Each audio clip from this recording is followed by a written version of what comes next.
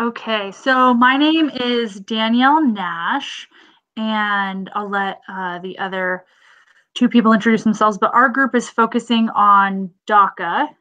Do you guys want to introduce yourselves? Yes, I am Megan Rourke. Hello. And I'm Erica Borman. So I we also, decided, oh, go ahead. I thought I would also let everybody know that I was doing my internship over at Student Government at PSU in Portland. I'm coming to you from Santa Barbara, California. And I'm in Eastern Oregon in Enterprise. So we decided to just kind of do this as an informal roundtable discussion because we feel like we've done our best work just kind of outlining what we wanted to talk about and then having just a really open, honest discussion about that. So starting off, just a brief overview of DACA. DACA stands for the Deferred Action for Childhood Arrivals, and it's a program that was established by President Obama to temporarily protect certain immigrants from deportation and also to allow them access to legal employment. So DACA eligibility requires that the individual came to the US illegally prior to the age of 16, that they have resided in the USA continuously since June 15th, 2010, that they entered the USA without inspection before June 15th, 2012, or if they entered lawfully, that their immigration status has since expired. And these individuals currently have to be in school or to have graduated from school, and they cannot have been convicted of a felony, a significant misdemeanor, or 3 or more misdemeanors. And so now we're just going to briefly share our personal interest with DACA and kind of how that has been different for all of us in different locations.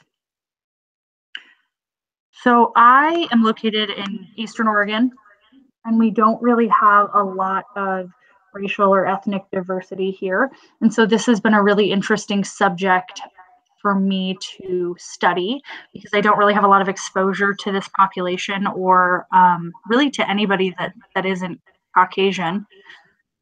So this has been really nice for me to learn about it, and I feel like eventually this is definitely going to affect my area as well as we have sort of more people moving in. Our town is about 1,200 people, so we're really, really small. And I initially kind of came to this project not knowing anything about this, and Erica and Megan gave me a bunch of articles to read, and I spent some time kind of learning about it and feel like I understand it a little better now. I can share, excuse me, my personal experience being in Southern California. We have a very large population of immigrant families, individuals, and specifically in the Central Coast where I live, a lot of agriculture and therefore farm workers, which kind of spurred my interest in this topic. And specifically for me, I have colleagues, friends, clients that I work with, youth and young adults and their families who are DACA recipients. And just some out-of-state context from Oregon, California has 223,000 DACA recipients that have been identified, probably more than that in reality, which is pretty significant. I tried finding specific college DACA recipient information from the local University of California in my area, and I didn't get an exact number, but I think it is large. And so that kind of spurred my interest in the topic, and that's where I'm coming from in Santa Barbara. I'm sorry, I'm echoing a little bit. So my interest in DACA really comes from having a colleague who is a DACA recipient, and you know, I've cared about immigration issues in the past, but more like, kind of at a distance level. And the interesting thing about DACA is that we have DACA recipients at PSU, and they are not, like out as DACA recipients. And knowing this about them and watching them have to struggle with the whiplash that we're getting politically right now has been, it hurts to watch. And it also, like, I have felt really helpless in this process. Like, there's nothing I feel like I can do to help. And Portland is, considered a sanctuary city. Oregon is a sanctuary state, and PSU actually is a sanctuary university. Sanctuary being just kind of a word. It's not an actual thing or a policy. But it does what it can to protect immigrants from, federal deportation stuff. But really, that's where in the last so months, it's become a personal issue since I've been, going through it with my colleagues. And so that's where my interest comes from.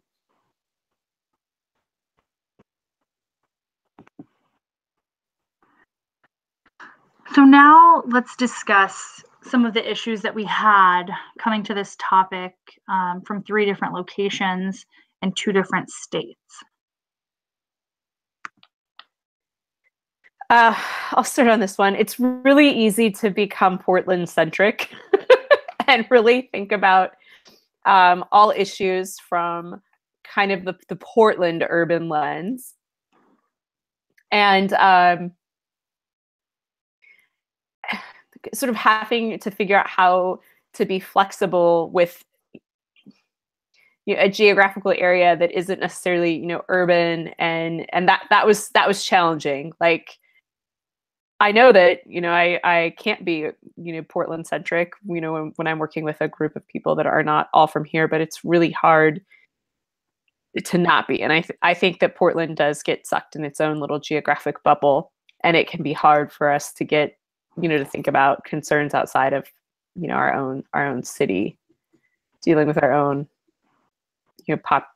population. So that was challenging. And I feel like, to kind of dovetail on that, even though, of course, Erica and I are in the same state, we live in very different locations. And so some of the ideas that we came up with for our campaign weren't necessarily going to work, of course, because Megan is in a completely different state, but because those resources just aren't available even across the state. So I think it is easy to become Portland-centric, probably, when Portland is really progressive and has a lot of resources that sort of lend to an issue like this. So we kind of had to get creative in how we were going to work on this, because, of course, this is a legal issue and we're crossing state lines, and then we're dealing with federal laws. And so it became pretty complex pretty fast with the solutions that we were interested in creating. Mm-hmm, mm-hmm. And I'll clarify that we focused our policy on PSU DACA recipients specifically, because that was like a big connector for all of us. Like, when we were, like planning out on things, we were trying to keep things a scope that was manageable, and it just kept getting like bigger and bigger. So we were like, how do we make it smaller and manageable, being in 3 different geographical locations, which is why we ended up with the PSU community specifically, because it connects us all to, we're all connected to the campus. Yeah, I just want to reiterate everything that you guys both said. And from my perspective, again, going back to my geographic location, I've seen in the last year or so, specifically, my community respond to immigration policies and changes and fears, specifically with kind of uprisings of whether it's text lines, like ICE text lines, or community coalitions, or safe spaces for folks to go and learn about resources. And so things have been coming up here. And like Erica and Danielle said, for us to focus, the issue was too big and the timeline was too fluid for us to tackle everything, which is what, you know, our original onset was. So it was good to find that common thread that you guys both just talked about and figure out how to not dial it down because it's still huge, but to focus it and figure out where we go and what we could create as real actual change and opportunity. So like you guys just said about the focus we landed on, I think that's awesome.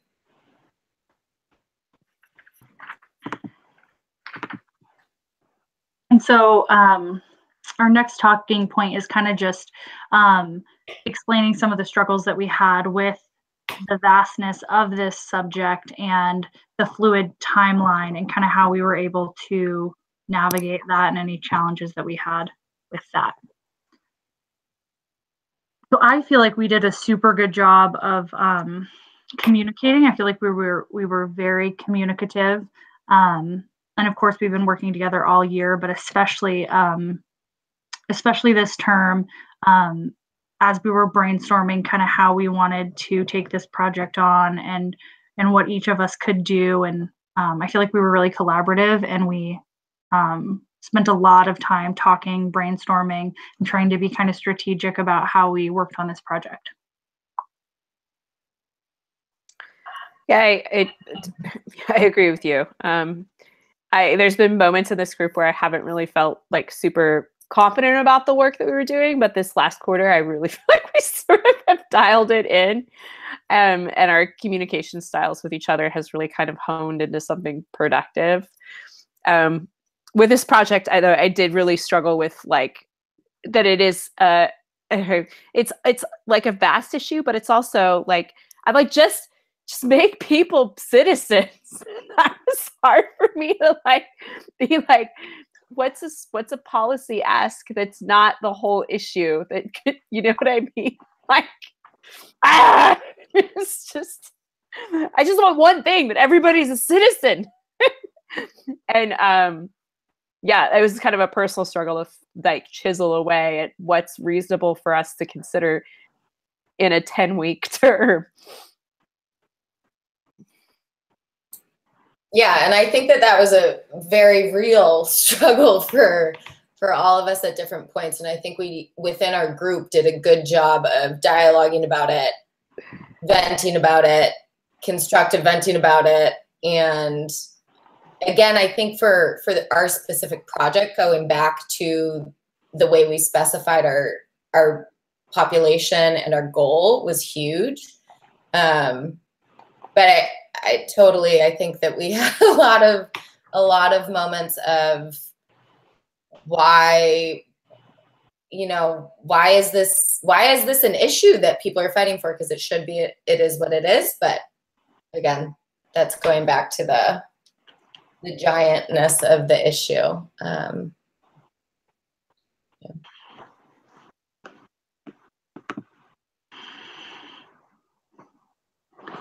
Okay, and so any comments that you have about how we gain access to a community that we aren't necessarily part of? And then kind of how does our social location affect this process, including both our privilege and our identity? I'll go ahead and speak to this first. This has been interesting because I have been working with a colleague for the last year, and I am reminded that this is a community. The DACA recipients are community at risk, and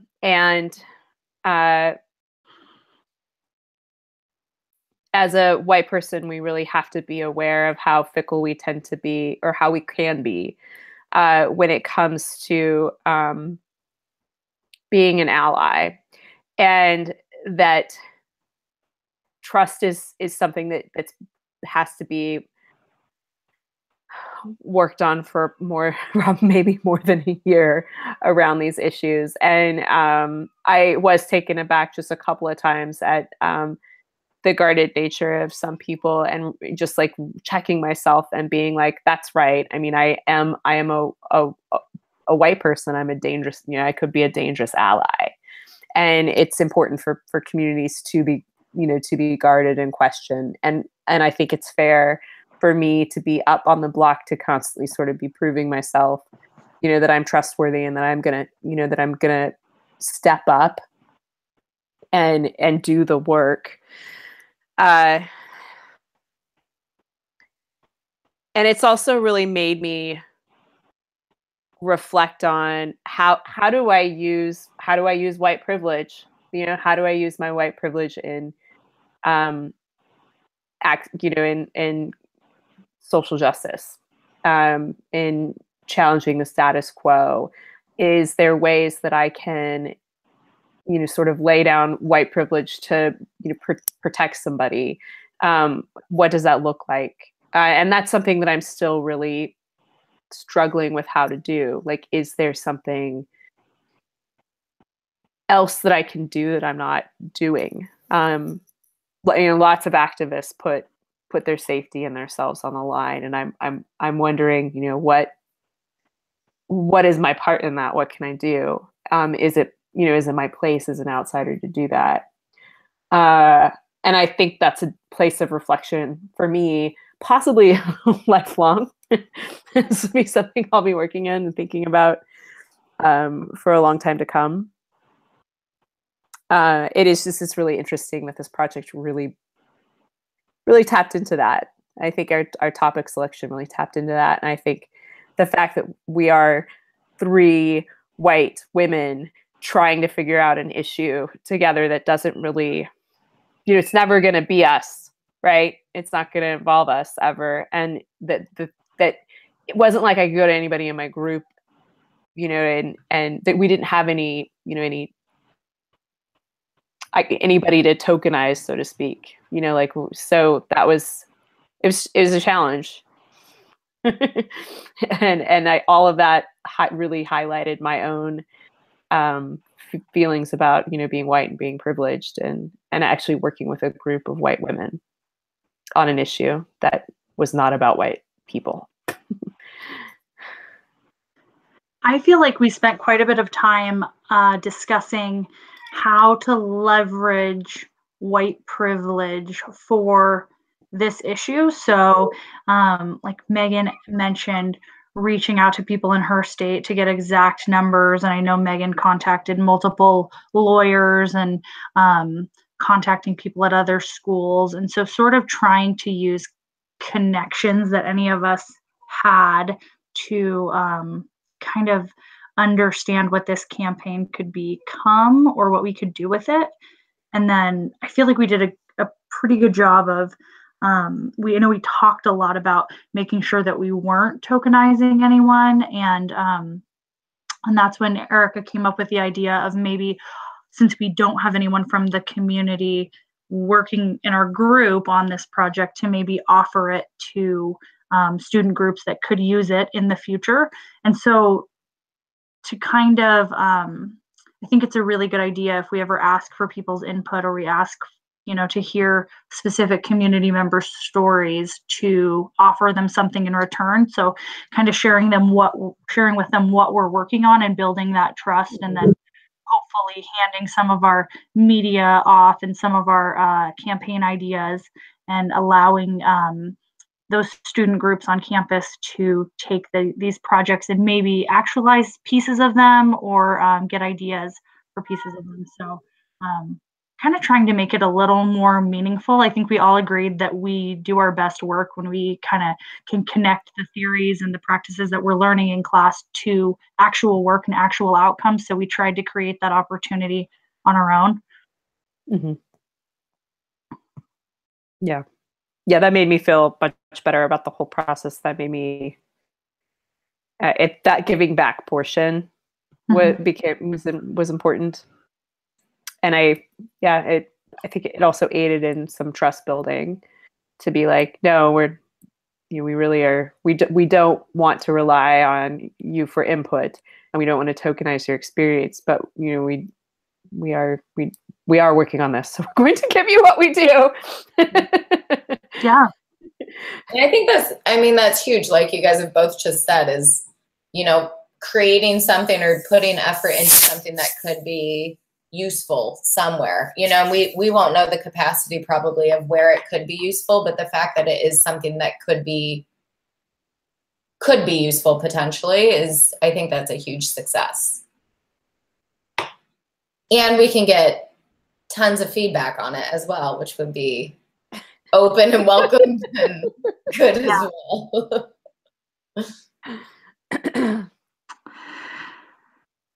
So how does our social location affect campaign strategy? So I feel like some of the campaign strategy when we were working on the infographic, I know we spent a lot of time talking about like social media, and that is such a, being like a middle class millennial, I'm like, oh man, we need a hashtag, we need an email contact, we got to get some social media going, and just it kind of affected the way that I understand communicating with large groups of people. And of course, we tried to incorporate other kind of physical opportunities for literature, opportunities for assistance with people that maybe weren't as literate or struggled with language issues. But it's interesting that my first thoughts were kind of, to really get a campaign going, you have to have like a strong social media presence, you gotta have a Facebook page, you gotta have, all of these things to get people talking about it. And that's definitely one way to get people talking about it, but it gets specific people talking about it. And I feel like that kind of speaks to my social location as well. To be fair though, a large part of who we were marketing to was DACA recipients. And what we've really learned is that DACA recipients are like us, and they're college students, they're going to school, they have access to, media. So on the flip side, there's no reason for us to think that this community that we're not really a part of, we actually are kind of part of too, since they're part of our, part of our education system, they're colleagues, which is why we came up with that whole motto. Which is our slogan, right? Keep our community whole, because they are us. And while we won't experience that, they're our age, and they're in some ways experiencing a lot of the same things we are with this additional piece. Sorry, I froze for the last couple seconds, but I just wanted to add, if it wasn't already said, just the transparent communication in the campaign, I think, was super important for, reasons for moving the campaign forward in the future, but then also just to gain traction at the beginning, because we don't, as we've all learned through this course, we don't want people to be questioning, wait, what the heck are they talking about? Or how do I get involved? Or what do we do to make a difference? And so I think that took a few cycles of refining things for us initially to get that going. But I think we got to a good place in it. Did you want to segue to how do we feel about doing a mock project? Since that you're kind of speaking toward that a little bit, do we want to move on to that part? Yeah. Okay. So Erica, how do you feel about doing a mock project? Tell us. I did think it was really challenging to do a mock project because we couldn't. I felt like the research that we could do on a topic that's constantly moving. So there's like a lot of different plates in the air for this. DACA has policy changes. There's things going on with it all the time. It's based on a judge ruling here, and then a Twitter twat there. It's like, it's really hard to pin down what's actually going on. And that makes you want to ask questions to people who know more. But at the same time, since this is not something we're really acting on, I felt like it was we were trying to get all the details of something that you actually would act on without trying to interfere with anybody's lives. And that was really challenging because I'm like, I didn't want anybody to spend time on something that was pretend, which again is why I thought, so if we give this out, I'll feel a little more justified in asking people more prodding questions. But yeah, I mean, it's trying to hit this moving target.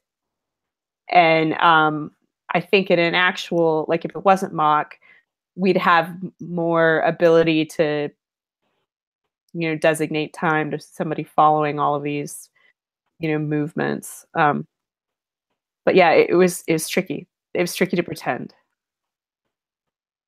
And then, oh, go ahead. No, I'm sorry.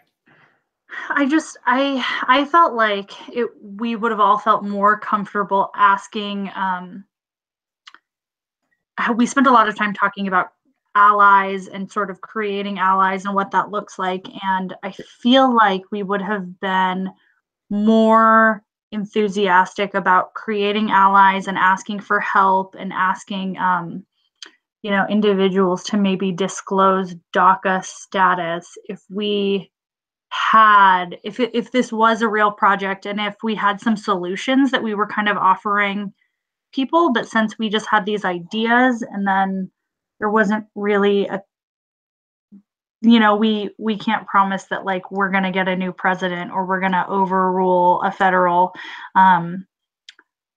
ruling. So I feel like we all kind of felt a little bit uncomfortable with that because it's different than most of these other subjects in that people are really immediately right now at risk of losing losing rights. So losing everything. Mm-hmm. And families losing everything. So they might be safe for now, but really exposing family members, and it's a very vulnerable thing to ask people to tell you about and then say, oh yeah, I'm doing this for a school project, Right, absolutely. That's pretty big.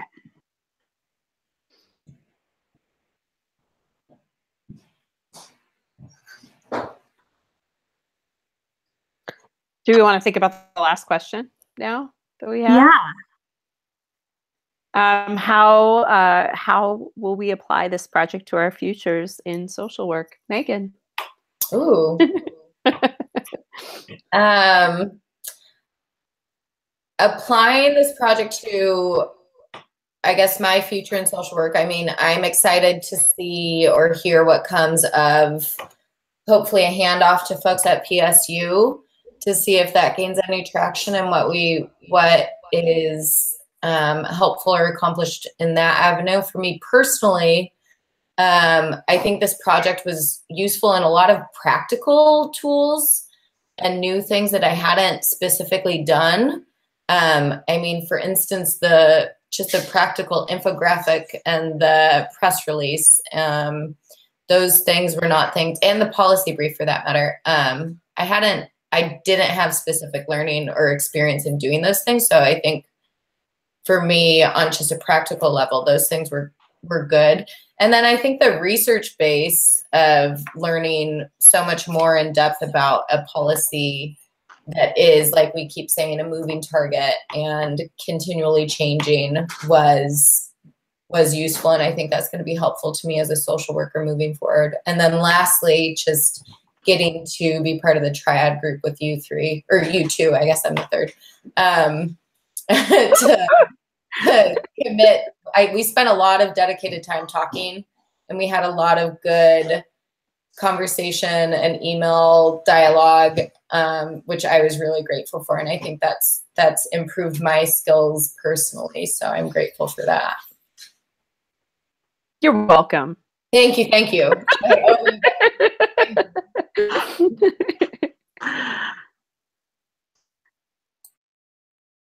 Okay, I'll go.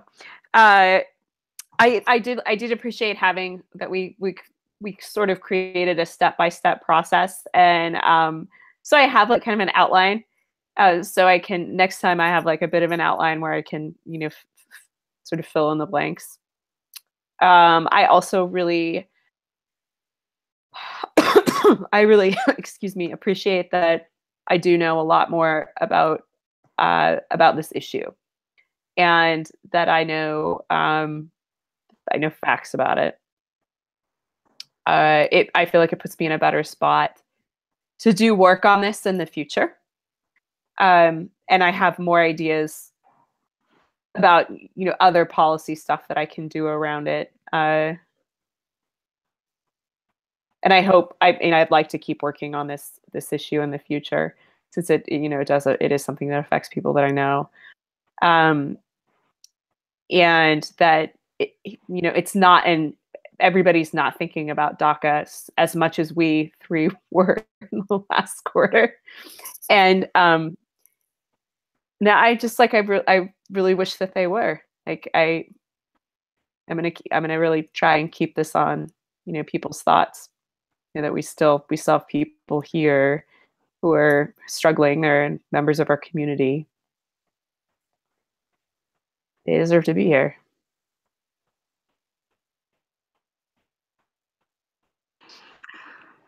I guess I feel like a couple of things that I learned. I feel like we took a really huge issue, and it took us a few weeks, but we were able to kind of whittle it down to something that we felt like we could take on, and really identify some ways that we could be effective with our skills and our access to different communities, different resources, and kind of do our small part, on the PSU campus. And I think that's super applicable in social work, because I feel like I'm so often faced with these really big issues, and I feel overwhelmed, and I feel like I now kind of know how to maybe just kind of take things, smaller and smaller and smaller, until I realize, okay, this is where I'll be the most effective. And then, it can grow from there, but just getting started, moving forward. That was a good experience, because there were a few times in the beginning of the project, I think we were all like, how are we going to take this on? And we kept trying to hit it from different angles, and like bouncing emails back and forth. What if we did this? What if we did this? And we really narrowed it down and got it dialed in. But so that was really cool to see. I felt like we did a good job collaborating at that, but also taking on a huge task and just figuring out what we could do. And then, of course, I just forgot the other thing I was going to say. But yeah, it's been really great working together, and just being able to vent and chat about stuff that's going on in work and in school, and having social workers that are not my direct coworkers to talk about things with has been really great. Yeah. Yeah, I hope everybody else has had success in their try. Agreed. And we're talking about continuing. We're like, okay, so we'll do it again in 2 weeks. See you guys on Sunday. It's just a support group. We could open it up, maybe. Yeah. Yeah. I remember what I was going to say. I feel like I wrote about this in my reflection paper, but of course, when we were presented with the list of things we could, focus on this term, and you both were really excited about DACA, and I was kind of like, oh my gosh, this is something I know nothing about. I would never have picked that.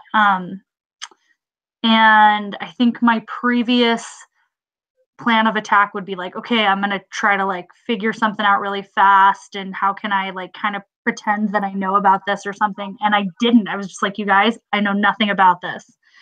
And that was a super vulnerable experience, to just be like, that's not my bag, man. I'm mostly focused on mental health and psychosis. That's what I'm interested in. But yeah, but I was just really upfront about that. And you guys were kind of like, okay, here's a bunch of articles. We're going to meet in a week, read them, we'll talk. And I was like, okay, I can do that. That's manageable. So did that, read my 60 pages, and I was like, okay, got a grasp on what this is. All right. Like, to me, that's a really, I think it just kind of speaks to the trust that I have in you guys and kind of my ability to that might make me cry. just be really vulnerable, you know? Sort of that like calling people in, not calling people out. Like, of course you don't know about DACA. You're in Eastern Oregon. You're all white people. You're all conservative, blah, blah, blah. It's like, nope. It's okay that you didn't know. You're going to learn. Perfect. So I did. Oh, I'm proud of you for that. I mean, I don't mean to sound patronizing, but yeah, you're right. That's a scary thing to do. That's brave. And yeah, you learned something new. I mean, I didn't know much about it either. So that's. I know. And I was at Donuts last week and I'm like, you guys, what do you think about DACA? And all my friends were like, what? I'm like, let me tell you. Yeah. Yeah. It's important to know the issues. It is. There are so many issues. So, but yeah, glad to learn about another one. Definitely. We got to be good on time now, right? I think so. I think we need to stop. Yeah, I think so.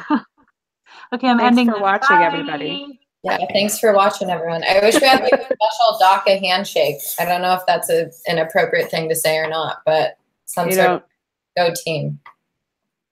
Bye. Yeah, we could say go team.